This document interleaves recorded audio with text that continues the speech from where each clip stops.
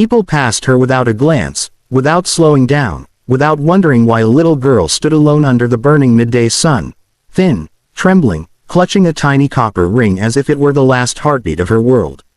No one knew that in the next 10 minutes, her life would collide with a billionaire who didn't even know she existed, a man whose name she carried in her blood.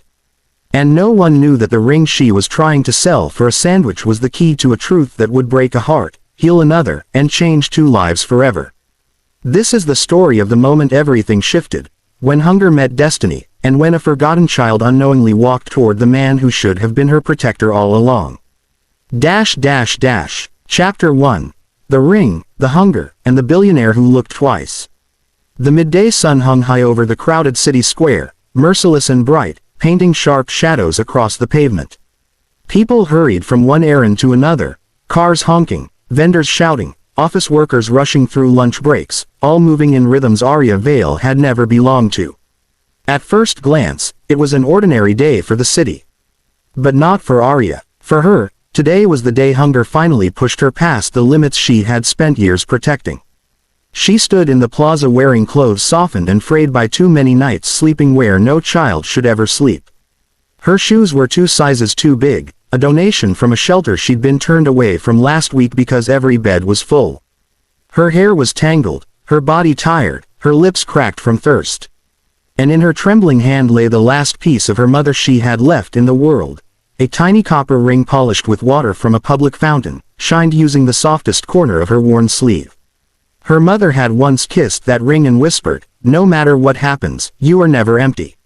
But hunger has a way of stealing even sacred promises. Her stomach twisted again, painfully, reminding her she hadn't eaten in almost 2 days. She closed her hand around the ring and whispered a soft apology to her mother, her voice swallowed by the noise of the city.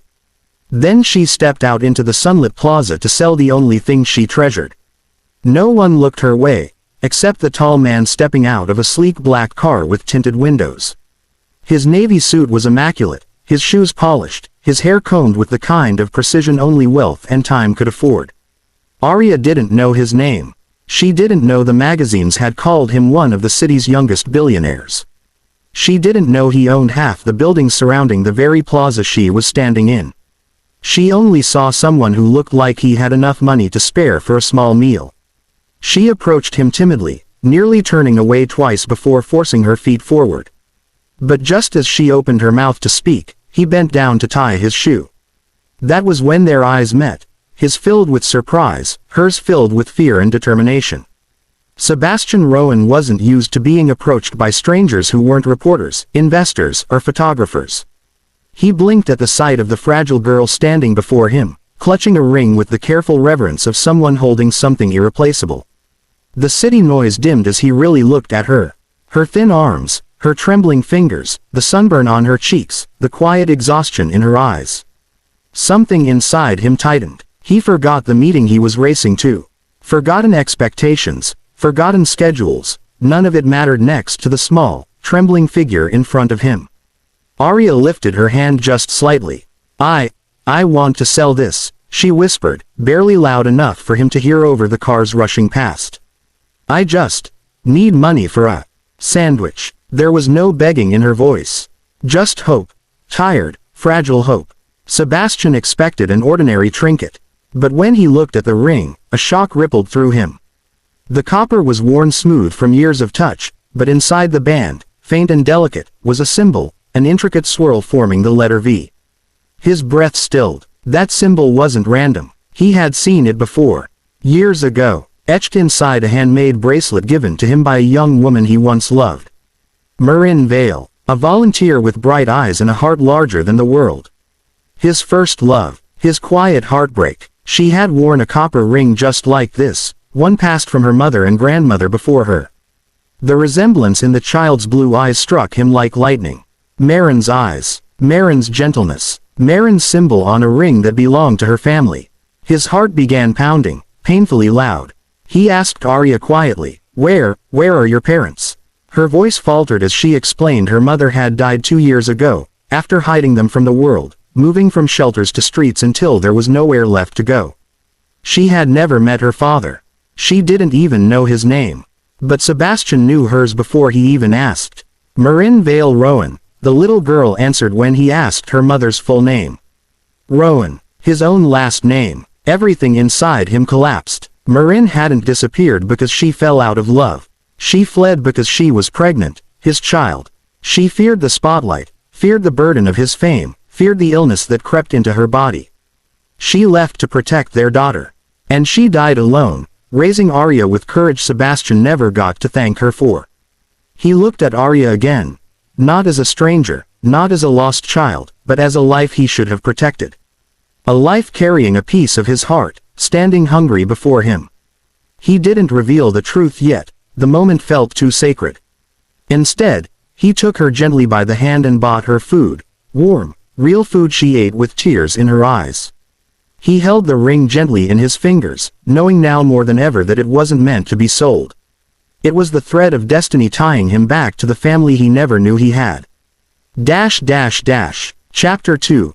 The Father, the Promise, and the Future Born from a Ring. Sebastian watched Arya eat with a quiet ache in his heart. Every bite she took seemed to undo a knot inside him, knots he didn't even know he had carried. She ate slowly at first, unsure if she was allowed to finish the plate. Then she ate faster, as though she feared the food might disappear if she blinked. He didn't rush her. He didn't speak. He simply watched and memorized her small hands, her cautious posture, the way she savored every bite. He realized something painful and beautiful at once. She wasn't used to kindness. When she finally leaned back in the chair, full and quiet, Sebastian asked her gently where she slept, where she stayed, who helped her. The answers twisted like a knife. Shelters that ran out of space. Nights spent under bridges. Days spent searching for leftovers. He felt his throat burn. How many nights had she slept alone while he slept in a penthouse with empty guest rooms and untouched blankets? When he told her he wanted to help, Arya hesitated. She didn't trust help anymore. Help came and went like seasons, warm for a day, cold the next. She told him plainly that she didn't want trouble. She didn't want promises people didn't keep. She only wanted food. Sebastian felt the weight of those words like a blow. He reached into his pocket, took out the ring, and placed it gently in her palm. "This," he said softly, "should stay with you. It's not something to sell. It's something that belongs to you. And you won't be alone again. I promise." Arya stared at him, confused but touched, closing her hand around the ring as if it were warmth itself. He brought her to his home that evening, an estate far too silent for a man who had spent years building wealth but never a family. As she stepped inside, her eyes widened at the marble floors and golden light pouring through tall windows. The sight of her small figure standing in the grand entrance made him realize how empty his life had been. He gave her food, clean clothes, a warm shower. And when she finally lay down on the soft bed, her head sinking into the pillow, she whispered, "Is it okay if I sleep here? Just tonight?" Those words shattered him. "You can sleep here every night," he whispered back, tucking the blanket around her tiny shoulders. Hours later, when she slept peacefully for the first time in weeks, Sebastian sat alone in his study holding the copper ring with trembling fingers. He opened an old drawer and pulled out the bracelet Marin had given him years ago, the one etched with the same symbol. He held both heirlooms together, and for the first time since she vanished, he sobbed. The truth came out 2 days later. He told Arya everything, gently, carefully, with tears he didn't hide. She didn't believe him at first. But when he showed her the bracelet, when he told her stories about her mother only someone who loved her could know, when he spoke her mother's name with a tenderness only family could carry, Arya broke down crying in his arms. And he held her. He held her the way he should have years ago. He whispered apologies she didn't need and promises she had always deserved. From that moment on, Sebastian wasn't just a billionaire. He was a father learning how to love, how to guide, how to heal the child fate had hidden from him. And Arya wasn't just a girl searching for food. She became what her mother always hoped she would be, safe, cherished, and full of dreams she could finally dare to chase. Together, they started a new life. A life built not on wealth, but on connection. Not on fame, but on love. Not on coincidence, but on destiny.